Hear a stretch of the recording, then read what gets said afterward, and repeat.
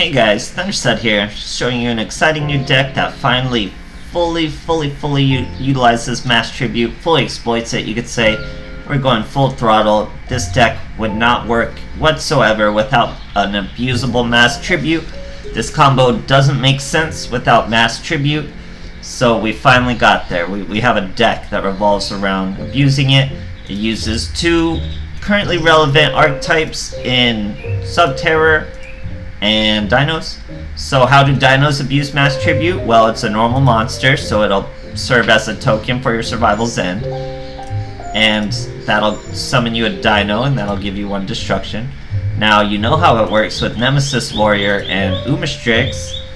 You just go and set your, you normal summon your Nemesis Warrior, then use your Mass Tribute. Now his effect is live. You usually want to have a final battle if you're making this play. Then you got that loop, everything's good to go. Then you have Dino Destruction follow-up. And it's just either or, guys. So we're using 1 Giant Rex, 2 Salamandra, 2 Umastrix, 1 Stygo Kraken, 2 Babysaurus.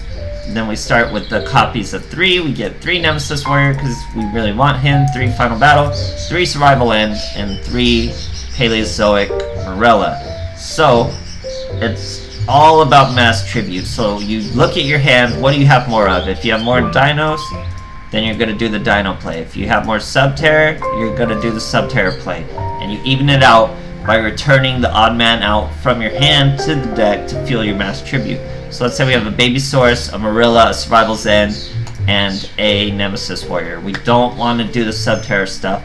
We're going to send the Nemesis Warrior back after we normal summon the Babysaurus. Set these two, keep our toggle button on, use the Morilla, chain, or you don't chain it. After the Morilla is used and dumps the Survival's End, we use the Survival End, destroy the monster we Mass Tribute, destroy the Morilla token we summon. That's 2 more Dinos. So you have both your Babysaurus out and a Giant Rex. Destroy 2 things, follow up with Salamandras, then you have Subterror plays to fall back on. Alternatively, if you ever get your Nemesis Warrior and your final battle, you just run it from there. You return one of the Dino cards you got or an Umastrix back to the deck. You normal summon your Nemesis Warrior, use your Mass Tribute, and you're ready. You're already ready to go to start your Subterror chains. So I love the deck, guys. We're finally there. Konami can't blame us for using what they gave us in Mass Tribute. They're definitely going to nerf it. They're definitely going to fix it. This whole deck would not work without an abusable Mass Tribute. It's super strong. It's what I use to get to dual level max. If it keeps going well, it's easily going to be the King of Games deck this month. It just claps. So we're finally there. I was saying Mass Tribute needs to be abused from the get. It's arrived. Here we go, guys. I hope you enjoy the replays. Super strong deck. Thanks for watching. So a large amount of my competitive decks run Lumis and Umbra now. They have Mass Tribute, they have Light and Dark, they have Heavy Starter, all very competitive skills right now. Very cool stuff. Here we're going second versus another Lumis and Umbra. Thankfully a 20 card deck. As you can see here, we have a lot of Subterror going on, but we also have a Morilla. Here we're fighting on Subterror of their own. He uses Mass Tribute to just tribute set a Stygo Kraken. We normal summon our Nemesis Warrior, use Mass Tribute of our own, summon Umastrix back, because we need him in the deck to search. Now we have a Morilla and a final battle. Thankfully he Cosmic Cyclones our Morilla, not the final battle, so we're perfectly safe here, guys. He summons the Subterror Stygo Kraken. That is going to kill our final battle, but I still get to use his effect. Now, if you chain Nemesis Warrior's effect to your own final battle, you'll be able to use the final battle effect on whatever you summon, as you're about to see. So we'll let our Nemesis Warrior's effect resolve. We summon our Umastrix face up, so he gets the effect of our final battle. Bumps him up to 4,700. Stygo Kraken goes back face down. He summons an Umastrix of his own face up, which means he probably has a final battle there. We turn our own Umastrix face down. Turns out he's using World Legacy in a Subterror deck that only protects this monster, really. We use Mass Tribute again. We have Survival's End. We flip to banish the Stygo Kraken. Use Mass Tribute for even more damage. And we beat a lesser version of Subterrors. They need to mix in dinos with their stuff, guys. Cool stuff. Okay, so here we're fighting a player from Brazil. He's using Crowler. I want to say it's Ancient Gears, but it could very well be Beatdown, so, you know, Crowler's very relevant too. Here he's going to lose his rank. If we beat him, this sucks, because we most likely beat him. Here we have tons of dino support. That means we're going to ditch our Subterror aspect of the deck, throw him away for Mass Tribute. It's the beauty of this deck, guys. It's just about Mass Tribute. It doesn't matter what cards you have. You want to be Dino, be Dino. You want to be Subterror, be Subterror. You can do it all with Mass Tribute. So here we activate our Marilla early to throw away a Survival's End. He uses Cosmo Brain and sets a back row. That scares us, so we're going to use activate Survival's End, chain Marilla. There we go. That's going to give us 2 more dinos. We bring out our Giant Rex and our Baby Source, because that's pretty much our only options. Now remember, this guy was normal summoned, so we have to destroy him first. We use him to destroy the Cosmo Brain. That lets us bring out our first Salamandra. He sets a monster. Now we know what that set monster is. It's Blue Eyes, so it's the White Stone. So we're going to aim the back row. And boy, am I glad we hit that back row. It turns out to be a treacherous trap hole. We kill off our other Baby Source, get our Salamandra. We now have our Giant Rex in the graveyard too. We get to banish Giant Rex. We could have Tribute Summon for a Stygo Kraken. We don't need to. Giant Rex is going to swing right over that little White Ancient Stone. Super easy. We were going to bump both our Salamandras up to 2,000 because they can with any monster in the graveyard, so that was lethal. He doesn't let us swing it, he just scoops. Beating Blue Eyes, guys, great stuff. So these 2 archetypes don't really combine in the sense that they're playing off each other's combos. They're both just playing off Mass Tribute. So you're going down one avenue and then you can go down the other, and it's pretty useful. It's all about removal. It's all useful card removal. So here, as you can see, we're more Subterror than we are Dino. So we're going to send a Dino back, use our final battle and Nemesis Warrior play, and then we're good to go.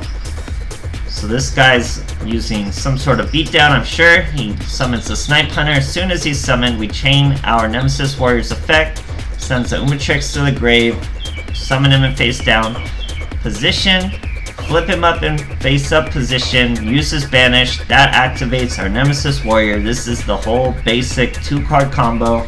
We stop the Dice Baby, then he summons Cosmo Brain, swings over our Umatrix. Too bad, but here we get another Umatrix, use Mass Tribute, we're right back at it again. We can chain our Nemesis Warrior to his draw, use it, use Final Battle, banish the Cosmo Brain. Now what is he gonna do? He has nothing left. 3 cards in his hand. Nemesis Warrior chains off anything being flipped face up. So that's how he's coming back and forth. And that's just the basic basic Subterror play, guys. Stopping 2 different, all we did was disrupt 2 plays and it won us the game. So super easy, super strong archetype, all thanks to Mass Tribute. So get it done, guys. Okay, so here's a quick little replay versus Yubel player, and as you know, Dinos have no problem making Yubel miss their timing. All you have to do is chain Yubel's destruction to any spell you have. So it's pretty easy with, like, let's say Marilla. You can activate Marilla and then chain a Survival's End you already have in the graveyard to kill it. So here we could have gone either way. As you can see, we have a whole bunch of Subterror. So we send one of the Subterror back, but we're going to keep the Nemesis Warrior in our hand because we know what he's trying to do. It's Yubel. He's going to summon Yubel. So we don't want to just lose our Subterror monsters and commit to this. So we're going to go with the Dino route. Even though we had way more Subterror, we're going to utilize the Survival's End because it's better destruction. So we activate it immediately so the Yaksha can't swing over us in a battle phase. That lets us summon our Giant Rex. We let our Giant Rex die. He does not suicide into our Giant Rex like I thought he would. Here we use our Nemesis Warrior and Mass Tribute combo now.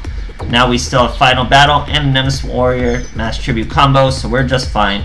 I use Subterror Final Battle to bump our Nemesis Warrior up to 3,000 to swing over the Yaksha. Yaksha's going to chain his effect. That brings out his Yubel Terror Incarnate. So that's the first Yubel we got to get around. We still have a Final Battle and we have a live effect. We also have the Survival's End in the graveyard, but We're not going to use that just yet. We start off with our Umastrix in the battle phase. He attacks us with Fire King Yaksha. We could have bumped our attack and defense up to, I think that would have been lethal, right? 2,000 and then 800? No, not quite. Or yeah, no, it would have been lethal had we done that. So that's kind of a misplay now that I'm looking at it. But we flip him face up anyway.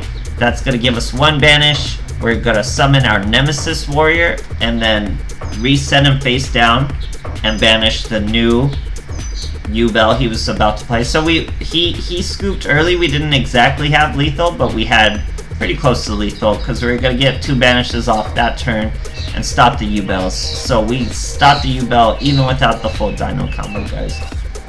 So it's early in the season. No one's really king of games yet. Everyone's focusing on the world qualifiers. Can't blame them. So here we're going second.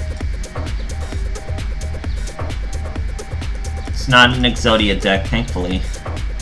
It's actually an alien deck. So he summons Alien Kid, who puts alien counters on you whenever you special summon. We're going Dino style here. So we're going to set Final Battle and Survival's End. Swing in with our Giant Rex.